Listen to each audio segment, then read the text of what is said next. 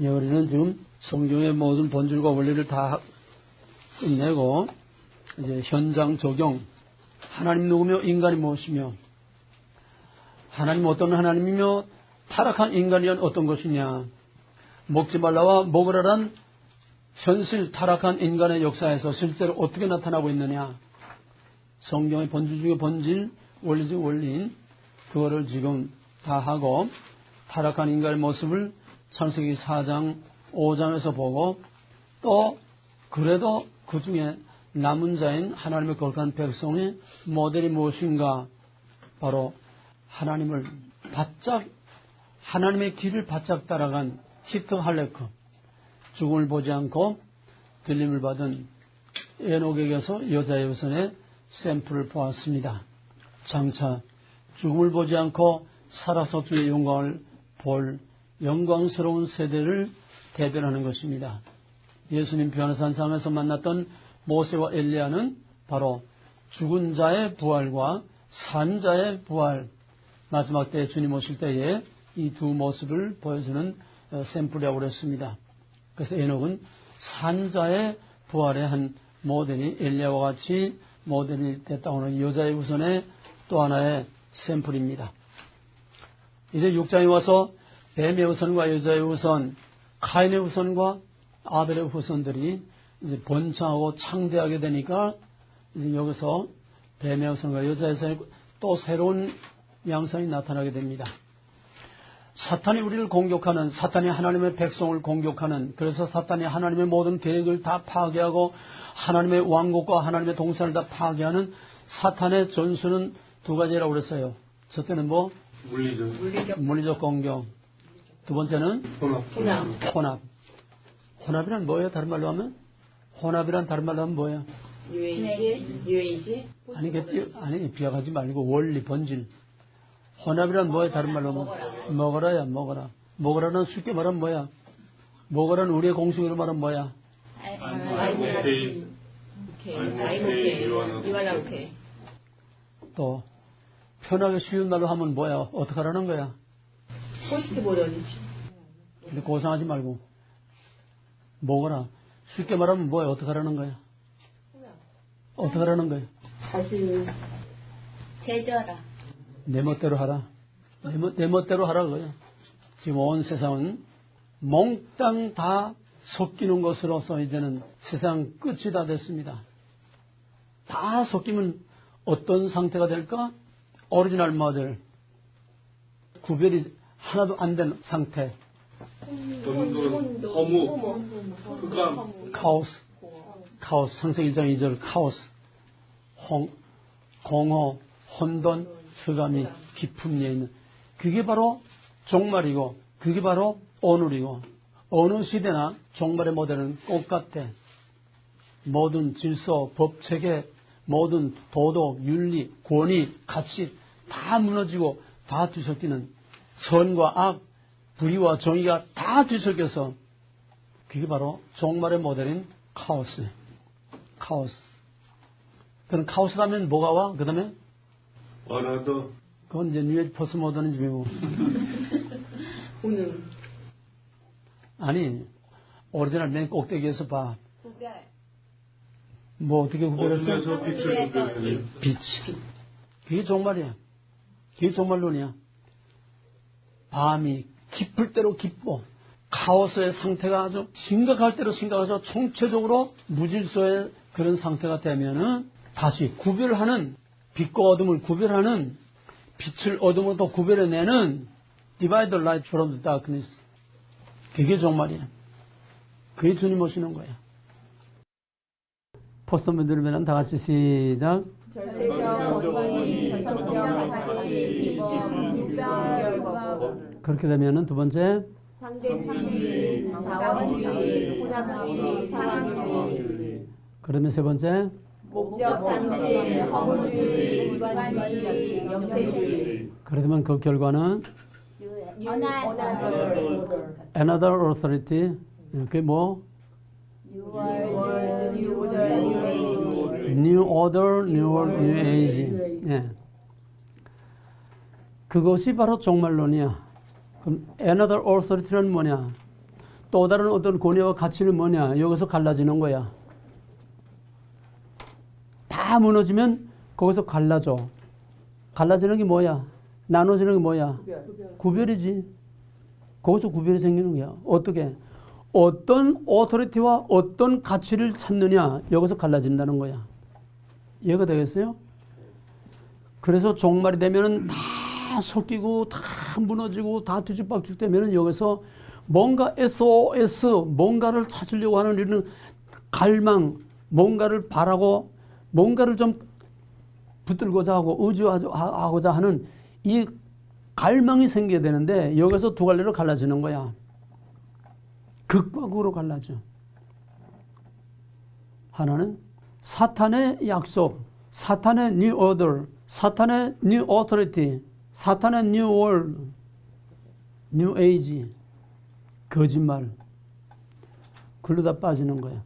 하나는 진짜가 뭐야? 진리, truth. 진짜 권위와 가치, 진짜 강력한 권위와 가치가 나타나려면 이게 종말론적인 신앙이야. 마라나타, 아멘 주여서 어서 오시옵소서. 이거는 안 되겠습니다. 이거는 안 되겠습니다. 그 지금 압축된 샘플 모델 교과서가 지금 뭐야? 한국, 한국. 오늘 한국이 바로 그거야.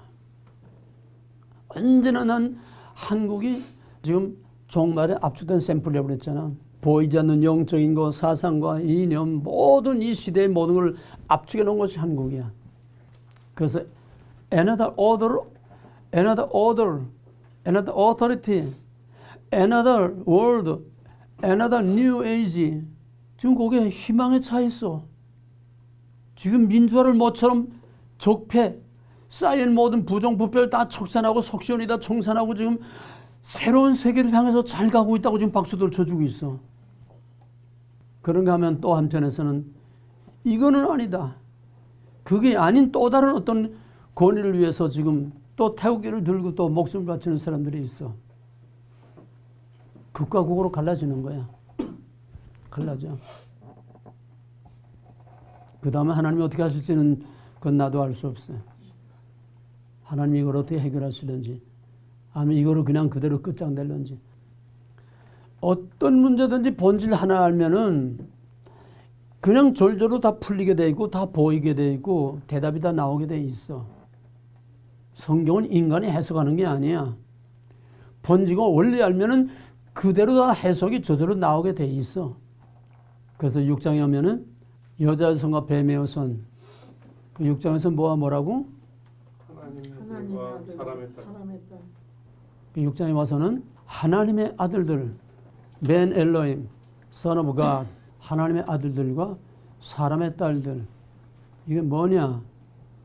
이거는 본질과 원리를 모르는 사람들은 신학자라도 주석에까지 엘롬의 아들들을, 뭐 루터도 그랬으니까 뭐 루터는 뭐 투쟁하는 사람이니까 뭐 그렇게 신학적으로 깊이 파고든 건 아니지만은 루터도 또 루터를 따라서 오늘 모든 대부분의 많은 사람들이 엘로힘의 아들들을 뭐 천사의 아들이다, 뭐 하나님의 아들 여러 가지 말하고 있지만은 성경은 분명히 두 족보로 돼 있어. 두 족보, 여자의 선과 뱀의 후손. 지난번에 얘기했지. 여자의 후손과 뱀의 후손은 오리지널 원리야, 본질가 원리야. 약속이 있는 자와 약속이 없는 자. 카인의 후손과 아벨의 후손, 약속이 있는 자 없는 자. 창세기 4장의 카인의 족보와 5장의 아벨의 족보. 약속이 있는 자와 없는 자. 원리야, 이건 원리. 이게 자꾸 가면서 이름이 바뀌어. 여자의 후손이 아브라함의 자손도 되고, 뭐 여자의 후손이 이스라엘도 되고, 여자의 후손이 뭐 야곱도 되고, 야곱의 자손도 되고, 수없이 말이 자꾸 바뀌어. 형태는 바뀌어, 이름은 바뀌어. 그러나 본질은 하나님의 약속이 있는 하나님의 백성이라고 하는, 이건 영원한 이스라엘이야. 껍데기 형태가 아니라 영원한 이스라엘이야. 시내산에서 나는 너희 하나님 너희의 백성 애굽에서 이끌어낸 그들을 하나님의 백성을 삼으시고 그들과 시내산에서 언약을 맺은 것은 그 껍데기 형태 아브라함과 야곱의 자손이라고 하는 핏줄 그들과 맺은 언약이 아니야. 본질 모르는 유대인들이나 신학자들이나 모든 사람들은 그렇기 때문에 이스라엘은 영원하고 반드시 이스라엘은 회복된다. 백투 예루살렘, 예루살렘 성전 회복되고 짐승 제사가 회복되면 메시아가 온다. 유대인과 같은 문자주의, 세대주의, 문자주의, 꽃 같은 엉뚱한 헛다리를 짚고 있는 거야. 본질을 알려야 돼. 여자의 후손이라는 것은 뱀의 후손들로부터 여자의 후손을 구별해내신 여자의 후손은 그때 구별한 게 아니야. 창세 전에 하나님의 생명책에 자기 백성 삼으실 영원한 이스라엘의 신들러 리스트, God's 리스트가 이미 만들어져서 거기에 기록된 그들을 구별해낸 거야. 그들은 여자의 후손 속에 있을 수도 있고 없을 수도 있어. 왜? 껍데기이기 때문에 이건. 그렇잖아? 그 속에 진짜 하나님의 예정과 선택함을 받은 진짜 영원한 이스라엘, 영적인 이스라엘, 이들이 진짜 여자의 후손이야. 그러나 그들은 볼 수 없고 알 수 없으니까 여자의 후손이라고 하는 그런 약속의 자녀라고 하는 아브라함과 이삭과 야곱의 자손이라고 하는 형태를 통해서 이스라엘 민족을 통해서 보여준 거지.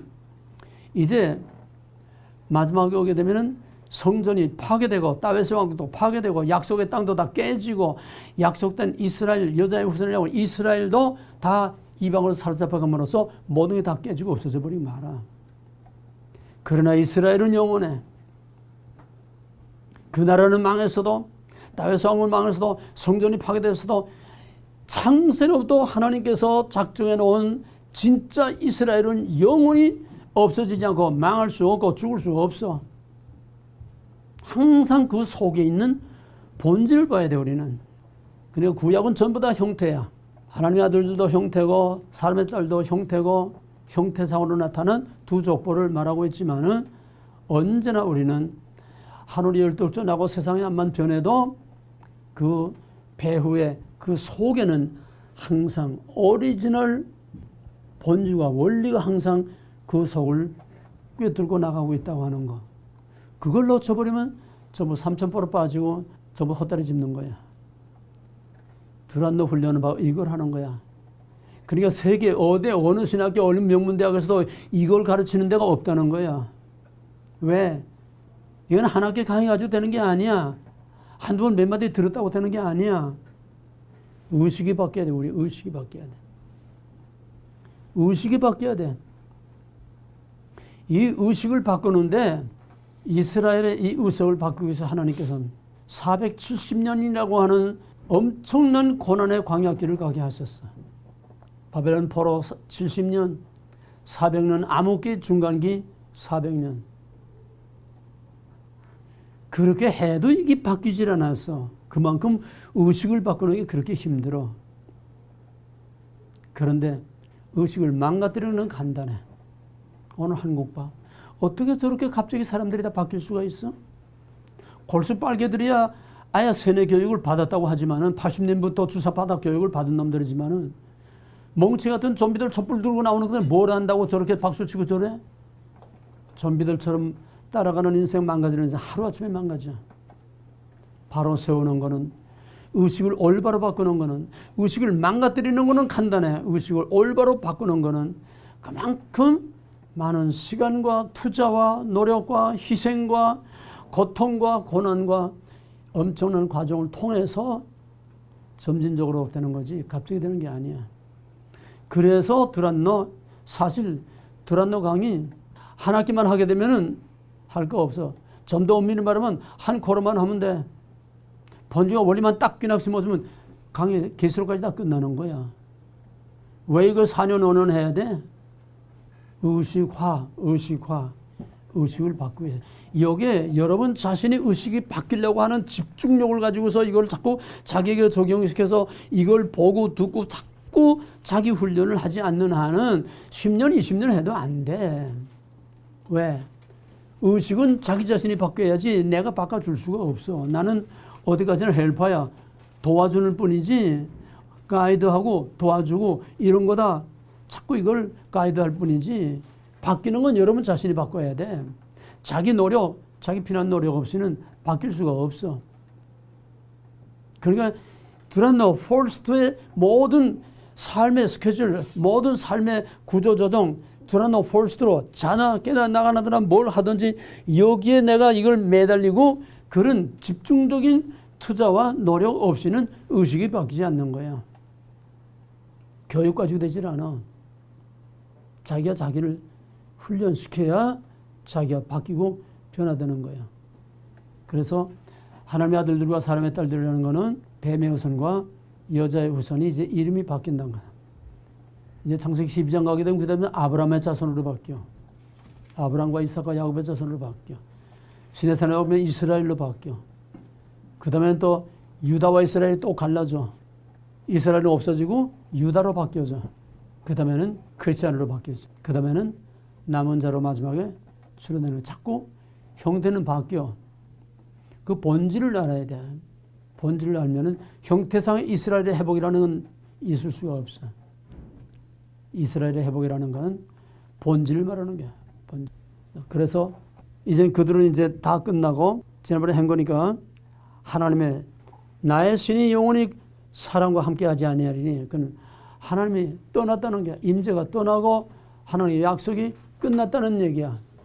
언약 파괴, 언약이 깨졌어. 혼합주의로 언약이 깨졌어. 바로 오늘 이 시대, 뉴에이지 혼합시대. 교회고 뭐고 다 언약이 다 깨진 상태야 지금. 꼭 창세기 6장 상황입니다. 본리과 형태, 원리의 반복성, 계시의 점직성, 직선적 역사관. 이제 있는 것이 이쪽에 있었고 장래일부터 이쪽에 있었나니 하나님 이미 지나간 것을 다시 똑같은 본질과 원리와 한 모델만 확실하게 딱 심으면은 그 다음에는 어떻게 변하고 바뀌어도 한눈에 그냥 대변에 알 수 있어. 이것으로 의식화가 돼야 돼. 본질과 원리가 뭔지. 창세기 6장의 본질과 원리 이것만 확실하게 알면은 여자 연성과 뱀의 후손. 여자 연성과 뱀의 후손이 어떤 관계냐. 섞여서 구별이 없어졌어. 섞여서 한 통속이 됐어. 그러니까 하나님과의 약속이 하나님의 임재가 떠났어. 그거는 곧 심판을 말하는 거야. 하나님의 임재가 떠나는 건 심판을 말해. 약속이 깨지면은 임재가 떠나고 임재가 떠나면은 심판이 와. 이게 에스겔서예요. 그래서 이제 너희들은 여기 육체가 됩니다. 육체가 되면 이건 생명이 없다는 거예요. 너희들은 이제 살아봐야 120년밖에 못 산다. 왜? 노아의 방주 건설하는 것이 120년이야. 이 120년이라는 것이 마지막 남은 회개의 기회야. 종말에는 회개의 기회를 주셔. 지금 전 세계가 무서운 제국주의와 공산주의와 이슬람의 전 세계가 엄청난 순환과 고통을 당하고 2차 세계대전을 통해서 엄청난 고통을 당했지만은 지금 냉전이 끝이고 지금 전 세계가 평화 무대로 어디나 자유롭게 여행할 수 있는 어디나 특수지역 북한 같은 특별한 것 빼놓고는 전 세계가 지금 다 자유를 구가하고 평화를 누리는 이 시대는 마지막 하나님이 주신 마지막 회개의 기회예요.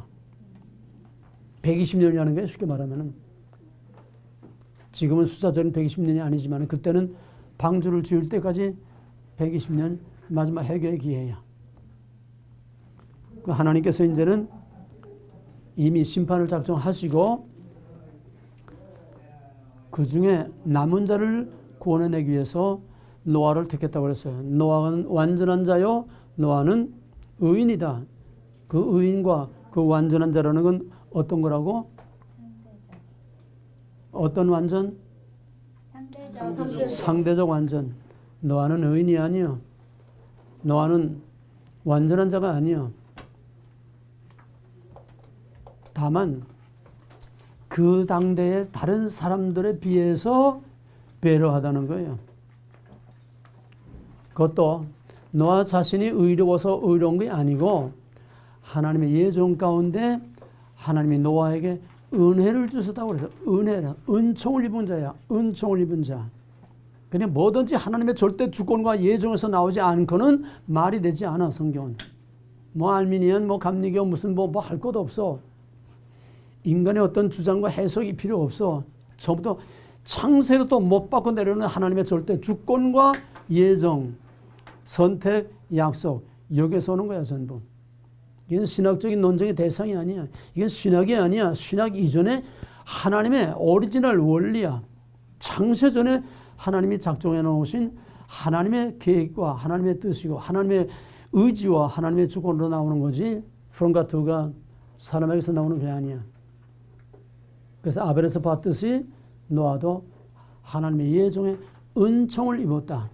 누가복음 2장 14절에서 지극히 높은 곳에서는 하나님의 영광이요 땅에서는 기뻐하심을 입은 자들에게 평화로다. 이게 복음이야.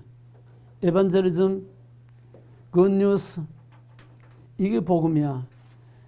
그럼 예수 왔다는 사실이 뭐 캐롤하고 떠들고 뭐가 그게 아니야. 누구에게 복음이냐? 복음이 복음 될 수 있는 사람들에게만 복음이야. 그게 누구냐? 기뻐하심을 입은 자들에게. 주의 오심을 기뻐할 수 있는 그 사람이 기뻐하는 게 아니라 하나님의 기뻐하심을 입은 자. 자, 4장으로 돌아가서 볼 거 없어. 왜 가인과 가인의 예물을 받았었다? 마지막 결정적인 건 뭐예요? 가인이 내가 말을 잘못했어. 아벨과 아벨의 예물을 받으셨나? 결정적인 게 뭐예요? 응? 이즈베야. 응? 하나의 줄건? 아벨과 아벨의 예물을 받으셨다고 하는데 마지막 결정적으로 제일 중요한 게 뭐냐고. 자기 백성. 언제나 내가 한 용어 그 용어로 대답을 해야 돼. 그래야 그게 본질이 되는 거야. 예정은주. 예정의 은총을 입은 거야. 은총. 아벨의 공로가 아니야. 예정의 은총을 입은 거야. 이게 오거스틴의 은총론이고 이게 칼빈의 오대강령이고 이것이 바울이 말하는 오직 은혜로 구원이고 이것이 누가가 말한 누가가 다른 말 다 안 했어도 좋아. 요 한마디만 가지고도 누가 할 말을 다 한 거야. 뭐야? 예수 그리스도의 오심은 누구에게 구원이 되고 누구에게 복이 되느냐? 하나님의 기뻐하심을 입은 자, 하나님의 은총을 입은 자, favor. 자격이 없는 자에게 은총을 베푼 거, 그게 favor. 그게 은총이야.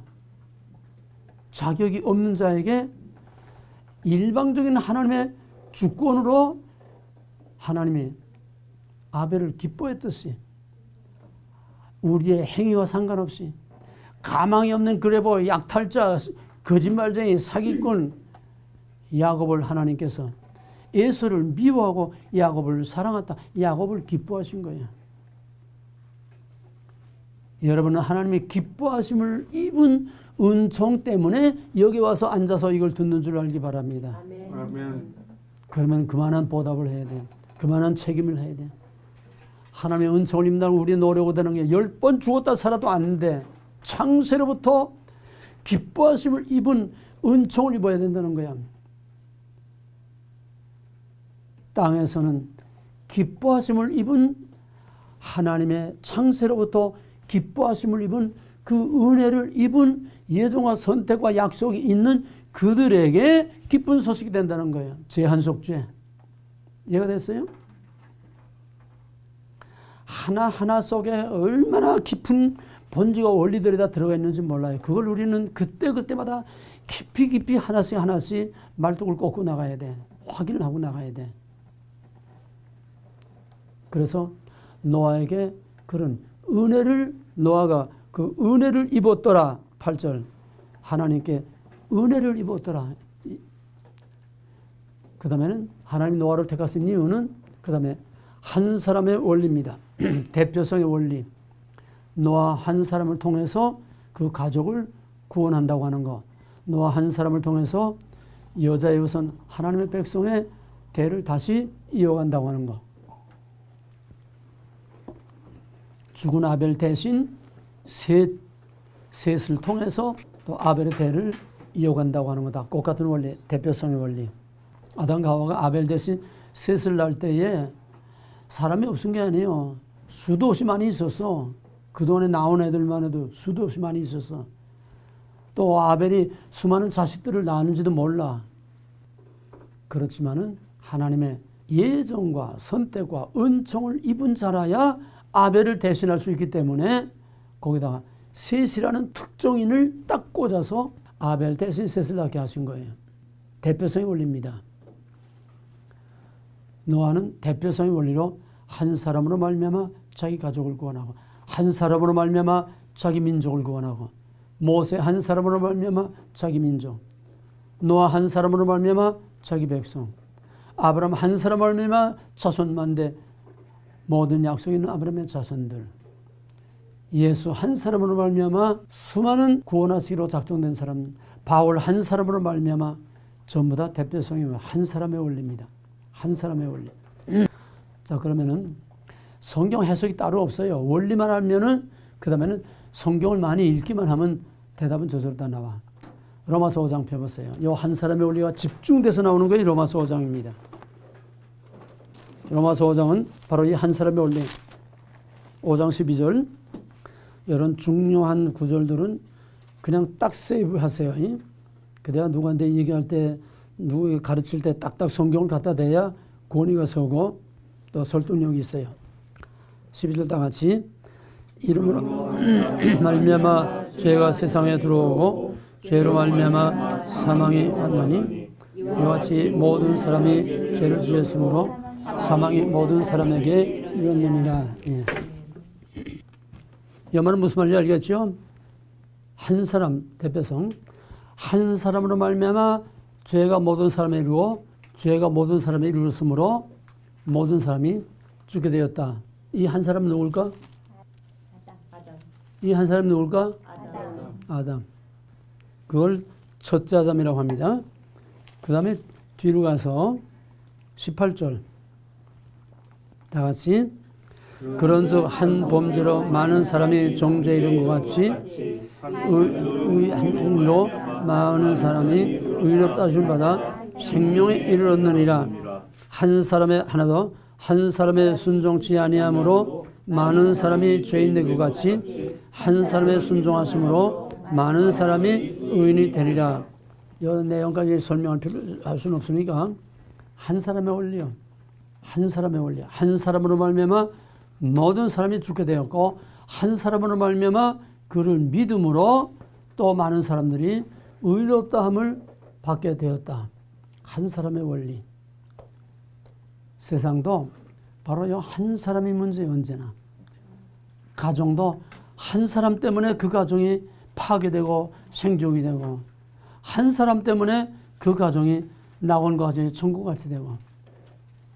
어떤 뉴스 보니까 한국에 어떤 애국 사람하고 결혼한 그 가정이 있는데 그 결혼한 애국 사람 여자 하나가 그 가난한 농촌의 그 집안을 아주 천국처럼 만들어놨어. 이 여자가 영어권이니까 영어를 가서 가르치면서 얼마나 돈을 잘 버는지 한 사람을 보면 그 집안이 대대에 끊이지 않던 가난이 그 집안이 어깨를 펴고 활기를 펴고 살게 됐다는 게 한 사람을 말이야. 근데 돈만 벌어오는 게 아니라 그냥 그 시어머니를 어머니하고 얼마나 그렇게 정스럽고 다정스럽고 이렇게 사랑을 섬기는지 그 시어머니가 완전히 다 녹아버려. 한 사람. 여러분이 어떤 한 사람이 되느냐, 그게 하나님께, 가정에, 교회에, 다른 많은 사람들에게 어떤 한 사람이 되느냐, 트러블메이커냐, 피스메이커냐. 이래서 노아 한 사람으로 말미암아 많은 사람이 구원을 얻게 되었다. 한 사람의 원리. 자, 그 다음에 이제 7장, 8장 노아의 홍수 사건으로 넘어갑니다. 이마다 설명할 수 없으니까. 자, 이제 120년 동안 노아의 방주, 거대한 방주를 다 지었어요. 여기에 노아는 하나님께 특별한 은총을 입어서 하나님의 말씀을 듣고 그 명령을 따라서 그냥 무조건 이해가 되든 안 되든 그냥 그래서 거기다가 정신을 바쳐서 방주를 지을 수 있다고 하지만은 요즘 세상 같으면 아버지가 암만 그렇게 한다고 아들들이 그 믿고 같이 협조하겠어요? 아유, 아버지 미치고 돌았어요. 아니, 배를 지으려면 바닷가에 짓지 왜 이게 하늘 꼭대기 산 꼭대기에다 배를 짓냐고. 우리 아버지 요즘 말로 치매 걸렸다. 근데 그 세 아들과 세 며느리 또 자기 아내 남은 7 식구들이 한결같이 노아를 믿어주고 노아를 따라서 같이 협력했다고 하는 거. 이것이 구원받은 남은 자입니다. 그 다음에 홍수로 들어가게 되면은 천하를 다 휩쓸었습니다. 그런데 생략하겠어요. 뭐 비둘기 감람 건 다 생략하고. 그 다음에 20절, 8장 20절. 8장 20절에서 22절까지 다 같이. 노아가 여호와를 위하여 단을 쌓고 모든 정결한 짐승 중에서와 모든 정결한 새 중에서 취하여 번제로 단에 드렸더니 여호와께서 그 향기를 훈양하시고 심중에 이르시되 내가 다시는 사람으로 땅을 저주하지 아니하리니 이는 사람의 마음에 계획하는 바가 어려서부터 악함이라. 내가 전에 행한 것 같이 이 모든 생물을 멸하지 아니하리니 땅이 있을 동안에는 실과 봄과 추위와 더위와 여름과 겨울과 낮과 밤이 쉬지 아니하리라. 자, 이제 홍수가 다 끝나고 노아가 이제 그 방주에서 요거 전에 홍수에 하나는 짚고 넘어가야 되겠다. 방주를 다 지어놨어. 그러고서는 우리가 영화에서도 이제 많이 바뀌었지만은 각양각색의 짐승들이 다 그냥 노아를 명령을 따라서 그 앞을 지나서 다 방주로 들어가. 그 장엄한 광경. 성경 다 짝이 있다고 그랬어요. 아담이 뭐? 모든 동물들이 그렇지. 아담이 동물 사유를 했지. 모든 동물들 다 지나게 하고 그다 하나님이 하신 거지만은 그러나 아담은 하나님의 에이전트로서 다스리는 자로서 왕관을 씌워줬으니까 그걸 확인하는 게 대관식. 꽃 같은 장면. 이 인간은 어떤 인간인가? 창세기 인간관. 정복하고 다스리라. 이마고대. 하나님의 형상대로지만 하나님의 권위를 이마고대. 노아도 마찬가지 이마고대에 하나님의 권위를 입어서 맹수고 뭐고 할 거 없이 그냥 다 노아의 명령을 따라서 다 들어가는데 어떻게 들어갔느냐. 선한 짐승들은 7쌍, 또 그렇지 않은 짐승들은 2쌍씩. 그건 종자만 이어나가는 거예요. 근데 선한 짐승은 왜 7쌍이냐. 선한 짐승이라는 건 양이나 비둘기냐 하나님께 앞으로 제물로 드릴 수 있는 그런 짐승들이기 때문에 종자가 많이 나와야 계속 짐승을 드리니까 그래서 정결한 짐승은 7쌍, 그렇지 않은 짐승들은 생육번성만 할 수 있도록 2쌍씩 보냈다. 그 다음에 이제 홍수가 다 끝났어요. 끝나고 나서 맨 처음 땅에 내려와서 한 게 뭐냐 하면은 단을 쌓고 거기다가 번제를 드렸다. 번제. 번제란 뭐고 단은 뭘까? 번제는 어떻게 드리는 거예요? 태워서 드리는 거예요. 짐승을 잡아서 어디다 올려놔? 단이 뭐지? 미즈베아. 예. 미즈베아. 단이라는 거는 반드시 희생 제물을 올려놓는 거야. 희생 제물, 죽인 제물을 올려놓는 거야. 여기서 미즈베아가 처음 나옵니다. 4장에는 없어요. 여기서 희생 제사가 처음 이루어지는 거야. 짐승을 죽여서 제단 위에 올려놓고 하는 그 번제가 여기서 처음 나오는 겁니다. 왜냐? 왜 여기서 짐승을 죽이느냐? 아벨은 왜 양을 바쳤는데 죽이지 않고 바쳤느냐? 아벨은 아직 피 흘림이 없어. 죽이고 죽는 피 흘림이 없었어. 비록 타락한 인간이지만은 피 흘림이 없었어.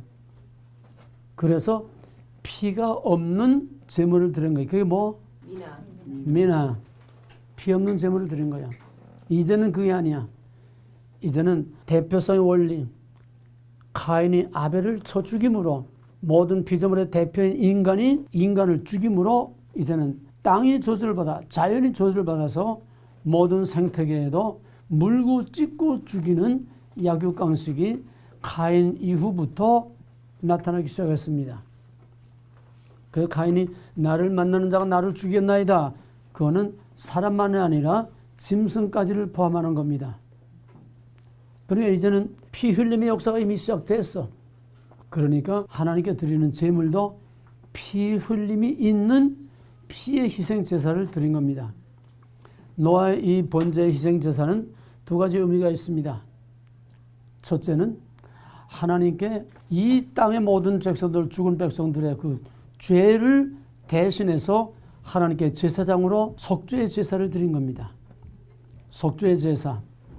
이건 장차 예수 그리스도 온 세상 모든 인류의 죄를 대신해서 죽는 십자가의 속죄의 제사를 여기서 처음으로 미리 내다보게 하는 그림자입니다. 속죄의 희생 제사는 성경에서 처음 나와요. 이거는 시내산 모세 언약 이후에 짐승의 제사, 그 다음에 이어서 갈보리의 예수 그리스도 자신의 희생 제사를 내다보게 하는 거다. 그 다음에 두 번째는 하나님과 화목의 제사, 화목. 서로 맺힌 걸 풀고 서로 적대관계 이런 거를 풀고 하나님과 화목을 이루는 화목의 제사입니다.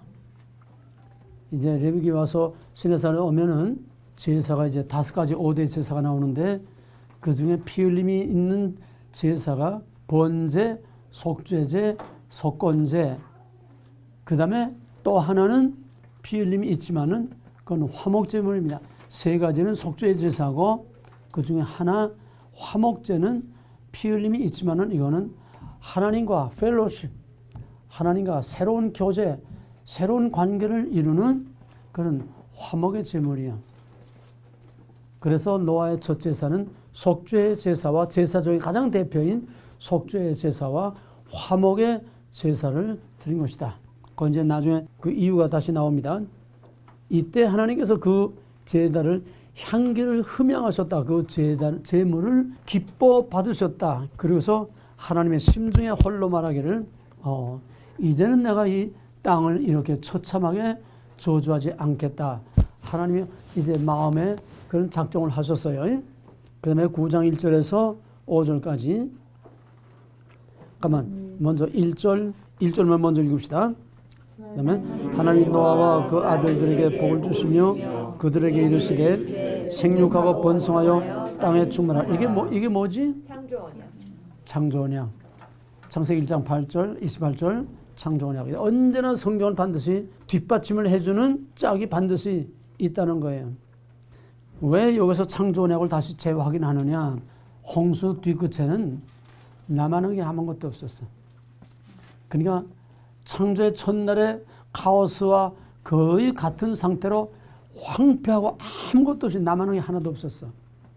그러니까 다시 창조언약을 확인함으로써 생육번성 충만하게 하라. 이 메마르고 황폐한 이 땅을 다시 새로운 싹이 나게 하고 생육번성하게 해서 아름다운 동산으로 다시 만들려고 하는 창조언약을 여기서 다시 재확인하는 겁니다. 그 다음에 3절에서 6절까지 다 같이 시작. 모든 생물은 너희의 먹을 것이 될지라 내가 이것을 다 너희에게 주마. 그런 고기를 그 생명되는 빛에 먹지 말지니라. 내가 반드시 생명의 피를 찾으리니 짐승면 그 짐승에게서 사람의 생명을 찾으리라. 무릇 사람의 피를 흘린 사람의 그 피를 흘릴 것이니 이는 하나님이 자기 형상대로 사람을 지었음이니라. 예. 그 다음에는 피는 필요의 원리가 나옵니다. 이거 다 원리예요. 피는 필요의 원리. 그건 뭐냐 하면 이제는 물고 찢고 죽이는 것이 상습화됐어. 창세기 1장 31절에 보게 되면은 30절에 사람이나 짐승이나 다 먹는 거, 푸드. 뭘 먹느냐? 채소와 과일, 열매를 먹게 돼 있어요. 하나님 만물을 선하게 창조하셨다는 거야. 물고 찢어 잡아먹는 게 아니야. 그런데 언제부터 서로 죽이고 물고 찢고 잡아먹게 되느냐? 카인이 피를 흘림으로서부터 자연도 부패하고 타락해서 사람이 사람을, 사람이 짐승을, 짐승이 사람을 서로 물고 찢고 죽이는 피 흘림의 역사가 그때부터 시작된 거예요. 그러니까 이제는 다반사가 됐고 이제는 당연한 것이 돼버렸기 때문에 하나님이 이제는 돌이킬 수가 없어. 그러니까 어차피 이제는 그렇게 됐으니까 추인 뒤따라가면서 그걸 인정해 주는 거야.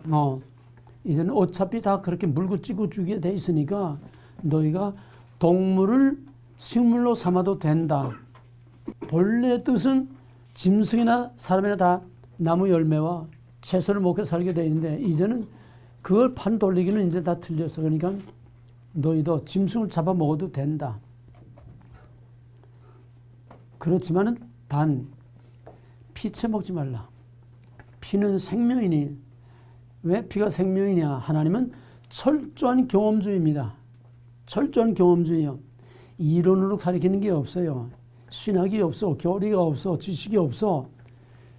하나님은 철저한 경험주의로 자기 백성을 가리킵니다. 역사 속에서 경험을 통해서 하나님이 누구며 하나님의 백성이 무엇이며 하나님 백성 아닌 자들이 무엇이며 경험을 통해서 가리키는 거예요. 히브리인들은 철저하게 경험을 통해서 배우고 경험을 통해서 가르칩니다. 이게 하나님의 방법이니까. 그래서 왜 피가 생명이냐? 교리적으로 이론적으로 가르치는 게 아니에요. 피를 흘리니까 죽더라. 짐승이나 사람이나 피를 흘리니까 죽더라. 그러므로 피는 곧 생명이라. 그런 결론을 갖게 된 겁니다. 물론 여기서 하나님이 분명히 이렇게 말씀하셨지만은 그래서 동물을 먹되 피는 생명이야. 생명은 내 거야. 너희가 잡아먹어도 생명은 내 거야. 나의 생명에 대한 주권을 침해하면 안 돼. 그래서 피채 먹지 말라고 하나님이 여기 심어둔 겁니다.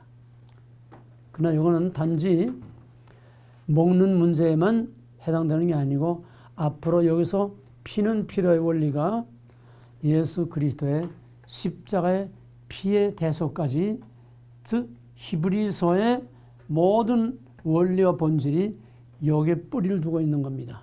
피의 원리. 피 없이는 사심이 없느니라. 피의 원리. 그래서 사람이 사람을 죽이면 그 사람이 그 피값, 생명값, 죄값을 치러야 돼. 또 가축이 어떤 사람을 소가 받아 죽인다든지, 요즘 한국에서 개가 물려서 죽었어요. 어느 사장이. 한국은 미국처럼 이렇게 철저히 단속이 없고 그냥 막 나기르고 놔서 막 돌아다니니까 굉장히 심한가 봐 이게.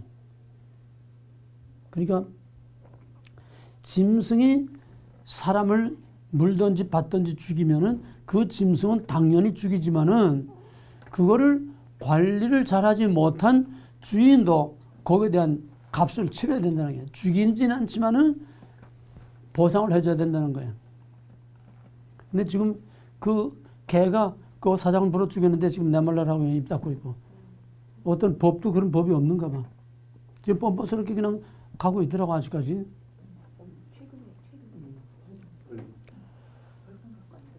피는 피로 세 번 반복 다시. 피는 피로. 그게 결국은 뭐라고? 피는 피의 원리가 결국 뭘 말하려고 하는 거라고 앞으로? 결론. 왜 여기 피를 심어놔? 무슨 피의 구속? 예수 그리스도의 십자가. 예수 그리스도의 십자가의 피의 구속을 여기다 심어놓는 거예요. 우리의 생명의 값을 바로 그 생명을 피를 통해서, 생명을 통해서 대신 피는 피로, 생명은 생명으로. 그 다음에 이제 오늘의 절정인 무지개 언약입니다. 9절부터 13절까지, 9절부터 13절까지 다 같이. 내가 시작. 너희와 너희 후손과 너희와 함께한 모든 생물, 곧 너희와 함께한 새 똑같이 맞춰서 모든 생물에게 세우리니 방주에서 나온 모든 것, 곧 땅의 모든 짐승에게라. 내가 너희와 언약을 세우리니 다시는 모든 생물을 홍수로 멸하지 아니할 것이라. 땅을 재난하여서 다스리지 아니하리라. 하나님이 가라사대 내가 너희와 함께하는 모든 생물 사이에 영원까지 세우는 언약의 증거는 이것이니라. 내가 내 무지개를 금세 두었노니 이것이 나와 세상과 언약의 증거다. 야, 자, 간단한 무지개 언약인데 생육번성 충만하라. 그 다음엔 피의 언약을 세워놓고 그 다음에 8장에서 노아의 번제를 받으시고 하나님이 마음에 작정하신 것을 이제 노아를 통해서 현실적으로 이제 언약을 맺습니다. 언약은 뭐냐 하면 그 8장 21절 21절에 나온 그대로 내가 다시는 모든 생물을 홍수로 멸하지 아니할 것이라. 11절 내가 다시는 모든 생물을 홍수로 멸하지 않겠다. 자, 노아의 홍수 사건은 뭘 보여주느냐? 아무것도 남아놓은 게 없이 다 싹 쓸어버린 노아의 홍수는 뭘 보여주느냐? 이거는 첫째로 하나님이 죄를 얼마나 증오하고 미워하는지 죄에 대한 하나님의 진노를 보여준 거야. 오늘 이 시대 사람들은 죄라는 걸 무서운 줄 몰라. 하나님이 죄를 얼마나 증오하고 미워하고 하는지를 몰라. 죄의 결과가 얼마나 처참하고 심각하고 무서운지를 몰라. 그러니까 그냥 죄를 떡 먹듯 해. 그죠? 죄를 무서워할 줄 알아야 돼. 왜? 하나님이 죄를 얼마나 미워하고 진노하시는가 이걸 보여주는 거예요. 노아의 홍수란 죄에 대한 하나님의 그냥 진노를 퍼부은 거야. 그 다음에 두 번째로 노아의 홍수는 이것이 죄에 반드시 죄값을 치르는데 이것은 노아의 홍수로 앞으로 심판이 없겠다는 말이 아니야. 내가 다시는 모든 생물을 홍수로 멸하지 않겠다. 다시는 이런 심판이 없다고 하는 심판의 면제가 아니라는 거야. 다시는 이렇게 안 해야겠다 한 그 말이 앞으로 이런 심판이 없겠다는 말이 아니라는 거예요. 신약 맨 끝에 가서 베드로후서 한번 가서 보세요. 베드로후서 3장 386페이지 386. 그러니까 반드시 성경은 성경이 해석을 하게 돼 있고 성경 자체를 해석하게 돼 있어. 반드시 짝이 있어요. 요게 지금 8장 창세기 9장 11절 다시는 모든 생물을 홍수로 멸하지 아니할 것이라 거기에 대한 해석입니다.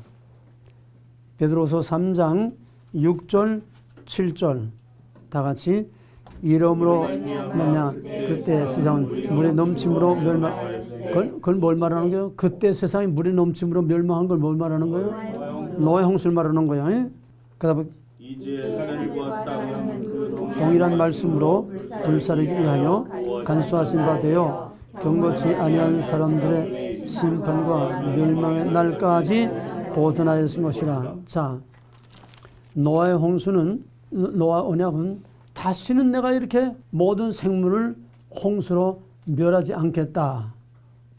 거기에 대한 베드로 사도의 해석은 뭐냐면 그 노아의 물로 다 명하였지만은 이제 하늘과 땅의 모든 동일한 하나님의 그 말씀, 하나님의 그 말씀으로 불사르기 위하여 간직하신 바 됐다. 언제까지?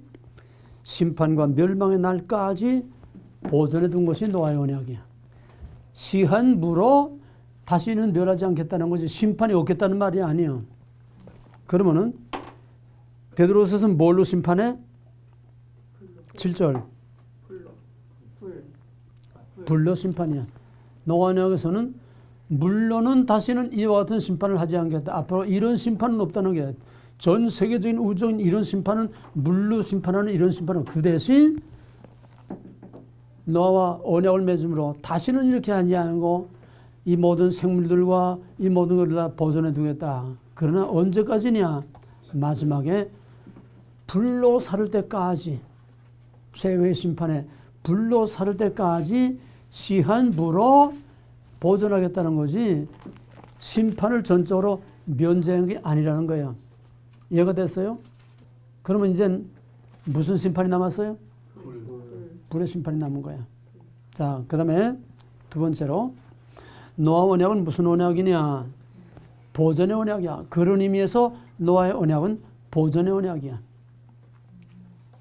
마지막 때까지 불로 심판할 때까지는 내 생육본성 충만한 이 땅의 모든 생물들을 내가 심판하지 않고 그때까지는 내가 보존해 두겠다. 보존해 두겠다.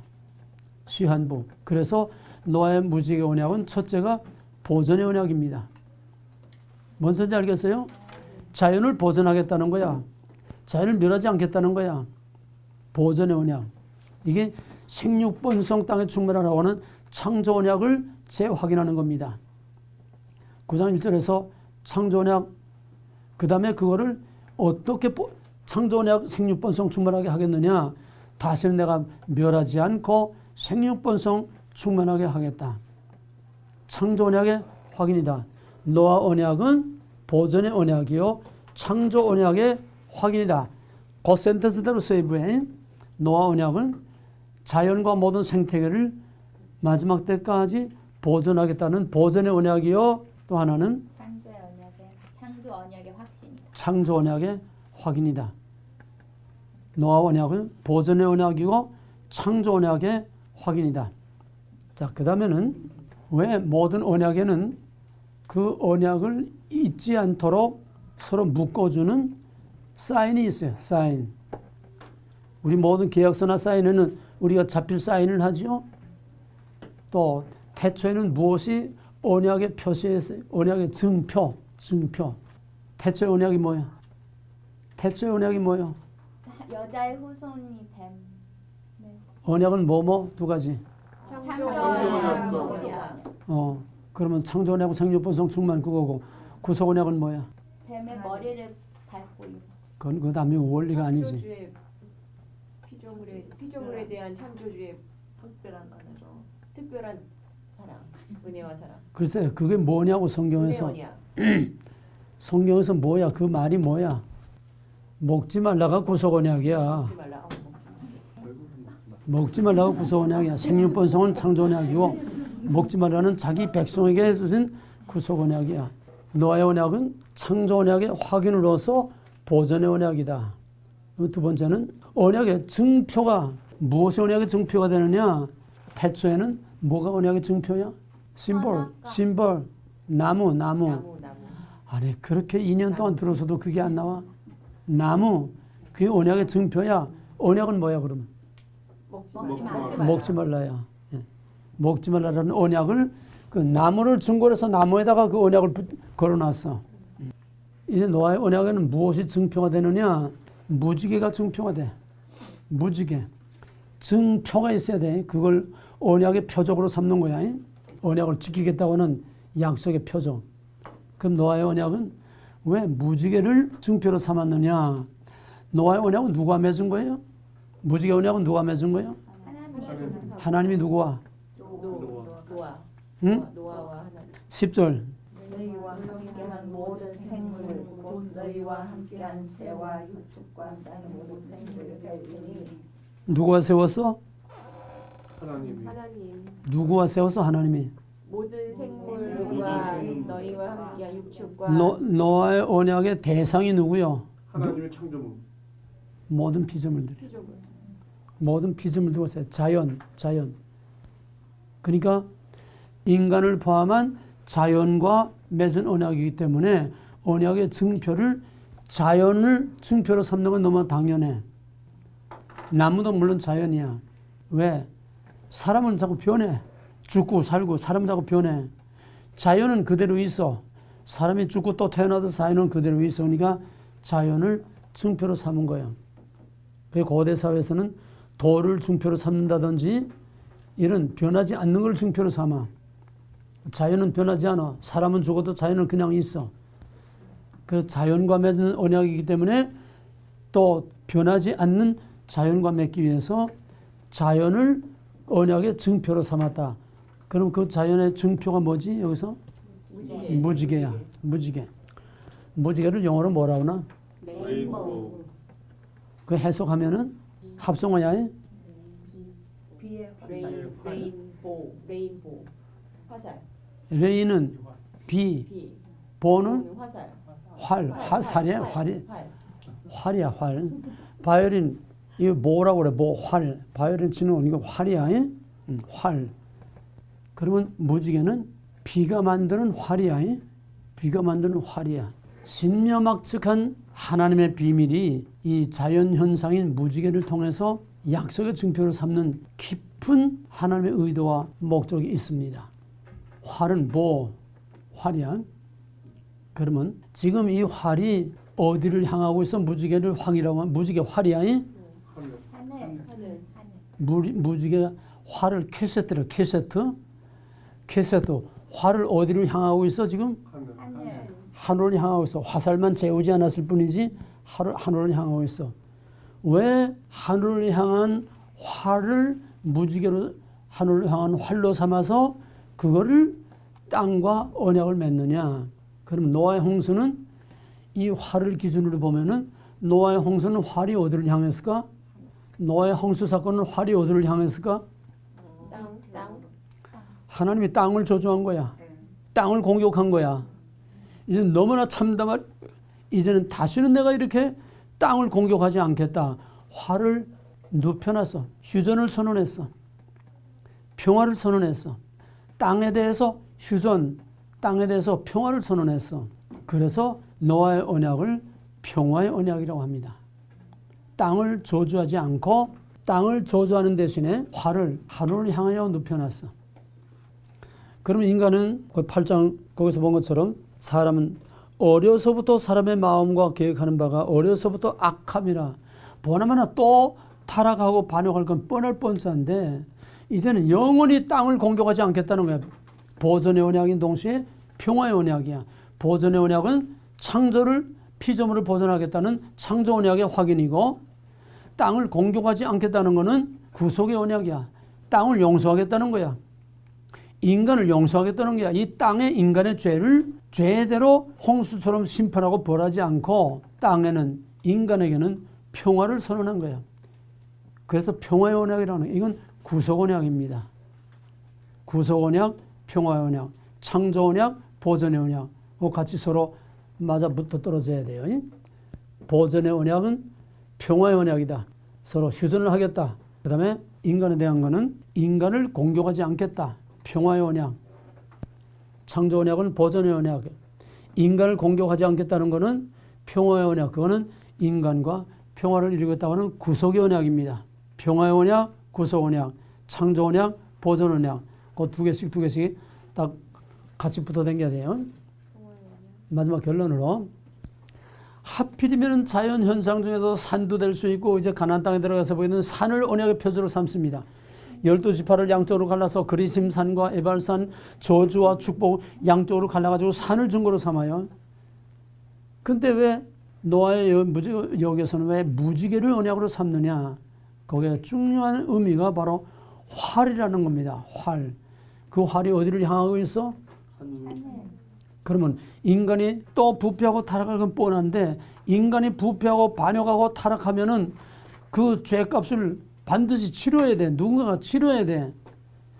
그냥 죄를 그냥 덮어놓고 몰라다고 그냥 덮어놓고 그냥 어물어물 넘어갈 수는 없어. 하나님은 거룩하시고 공의로우신 하나님이기 때문에 하나님의 공의가 살아있는 한은 인간의 죄를 그대로 그냥 무조건 덮어놓고 용서할 수가 없어. 반드시 공의의 심판으로 죄값을 치러야 돼. 근데 땅을 공격하지 않겠다고 하늘을 눕혀놨어. 그럼 그 화살이 어디로 날아가? 하늘로. 그건 누가 공격을 받아? 하나님. 인간의 죄값을 누가 져? 주님. 바로 거기에 구속 언약이 있는 거야. 이 얼마나 엄청나게 놀라운 비밀이야. 인간이 보나마나 또 부패하고 타락하기 뻔한 사실이야. 또 심판을 할 수밖에 없는데 끊임없이 심판만 할 수는 없어. 그 노아의 홍수 사건은 너무나 참담하기 때문에 그래서 마지막 불로 심판할 때까지는 땅을 공격하지 않겠다. 땅이라는 인간이요. 대표성의 원리. 인간이 부패하고 타락해도 이렇게 쓸어버리진 않겠다. 그러면 인간이 죄를 지면 어떻게 하겠다는 거야? 인간의 죄값을 내가 대신 인간의 죄값을 인간에게 갚지 않고 끝이 안 나. 해결책이 안 돼. 근본적인 죄를 심판만으로는 해결책이 안 돼. 때리는 것만으로는 해결책이 안 돼. 그러니까 I'm not okay, you're okay. 인간을 okay, 의롭다고 봐주는 것까지는 아니지만은 인간의 죄를 용서하고 인간의 죄값을 내가 대신 짊어지겠다고 하는 하나님의 자기 저주. 하나님의 자기 저주. 하나님의 자기 저주. 이게 화를 하늘로 향한 무지개를 언약의 증표로 삼은 평화의 언약의 증거요. 구속 언약의 증거입니다. 그럼 우리 신약 공부 다 한 거예요. 하나님의 은혜가 얼마나 큰가. 우리는 이렇게 비장한 하나님의 이 결단과 결심을 우리 알지 못하고 오직 예수 십자가 보혈 그냥 이거 하나님이고 털도 안 뜯고 그냥 공짜로 그냥 구원을 거저 먹는 줄 알고 예수 십자가의 의미가 어떤 건지 몰라. 그건 나타난 형태의 껍데기 지나지 않아. 그 뿌리는 먹지 말라로부터 시작을 해서 바로 노아의 언약에서 인간이 받을 죄값과 그 저주를 하나님이 대신 짊어지고 인간이 죽고 정령 죽으리라. 죄를 없앨 수는 없어. 하나님의 법을 무효화시킬 수 없어. 하나님의 공의가 그냥 무뎌질 수가 없어. 철저하게 죄는 죄대로 다 찾아서 갚아야 되고 심판을 해야 되는데 케이스 바이 케이스로 인간을 그렇게 심판하고 죽일 수 없으니까 인간에게는 평화를 선언하고 하나님이 대신 인간의 죄값을 대신 짊어지고 인간 대신 그 죄값을 다 치르겠다고 하는 여기 구속의 언약. 여기에 벌써 아들을 내어주어 우리 죄를 대신 쪼개지고 찢어져서 죽는 피는 피로의 원리. 여기는 피는 피로의 원리하고 하나님의 자기 저주라고 하는 평화의 원약 이 두 가지를 그냥 심어놓은 건데 이것이 이제 15장에 가게 되면은 하나님의 자기 저주가 어떤 것이냐. 피 흘리면 있는 하나님 자신이 자기가 쪼개지는 하나님의 자기 저주. 이게 15장에 쪼개는 언약으로 발전이 되게 됩니다. 그건 거기 가서도 하기로 하고 오늘은 무지개 언약은 창조 언약의 확인으로서 보존의 언약. 또 하나는 구속 언약의 확인으로서 인간에게는 평화를 하나님은 자기 저주. 하나님의 자기 저주로 인간의 평화를. You are not okay, I'm okay인데 이걸 뒤집어서 You are okay, I'm not okay. 여기에 십자가의 엄청난 하나님의 구속의 은혜가 여기에 벌써 심어지는 겁니다. 우리는 이런 은혜를 내 삶에 적용시킬 때에 하나님 같이 예수님 같이 남의 죄값을 제대로 갚지 말고 그에게는 평화를 용서를 그 모든 값을 죄 없는 하나님이 이유 없는 하나님이 다 뒤집어 쓰고 그 아픔과 고통을 당하는 것처럼 이것이 바로 그 하나님 그 예수 믿는 겁니다. 아멘. 아멘. 이제 우리가 여기서 아브라함의 쪼개로 오냐 여기서 깨지지 않고 여기서 우리가 판이 바뀌지 않으면 갑자기 되는 건 아니야. 여기서부터 시작을 해야 돼. 시동이 걸려야 돼. I'm not okay. You are okay. 그러지 않고는 우리는 빈 껍데기 될 수밖에 없어요. 쓰레기 쭉정이밖에 안 돼. 아까도 말했지만은 구속은 하나님이 대신 우리 죄값을 집어주고 구속하지만은 거기에 합당한 삶으로 받은 은혜에 보답하는 삶으로서의 성화의 삶은 나 자신을 처저 복종케 하는 겟세마네와 십자가의 엄청난 싸움과 희생의 대가가 지불돼야만 그 은혜의 털끝만큼이라도 보답하는 하나님의 자녀다운 삶을 살 수 있는 것이다. 이것이 믿음이다. 교회는 이걸 가르치지 못합니다. 다 take I first. 그래서 복받는 밖에 가르치는 이게 저주받을 교회예요.